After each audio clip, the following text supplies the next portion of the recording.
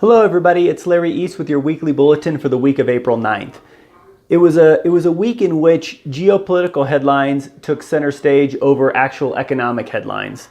We did get some economic news, but I'll start with the concerns over the geopolitical issues at hand. So the trade wars and the tariffs that we spoke about last week, that continued into this week, and the markets were definitely reacting to news on either way on the tariff and trade war issues.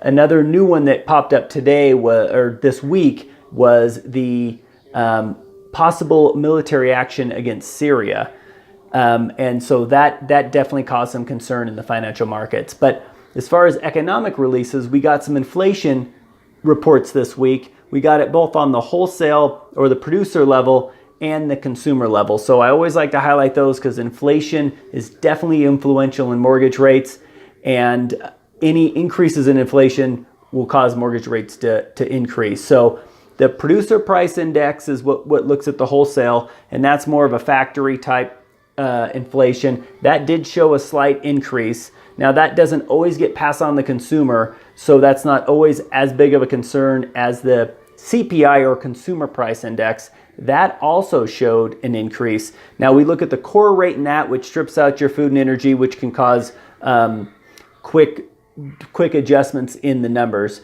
So that increased, if we're looking year over year for March, it increased from 1.8 to 2.1, which is over the Federal Reserve's 2% inflation target. Definitely something to keep an eye on. I feel like the negative influence on rates from the increase in inflation was definitely muted by the Syria concerns. That all kind of came out midweek. And actually, as I'm recording this, there is definitely military action going on in Syria. So that will play out in the markets next week. It looks like we'll have the weekend to digest what happens there and see how the markets react next week. So all in all, in the week, there was a slight increase in mortgage rates, and next week could be interesting with the news out of Syria. So I hope everybody has a great week. And as always, if you need anything or have any questions, please feel free to contact me. Thank you very much.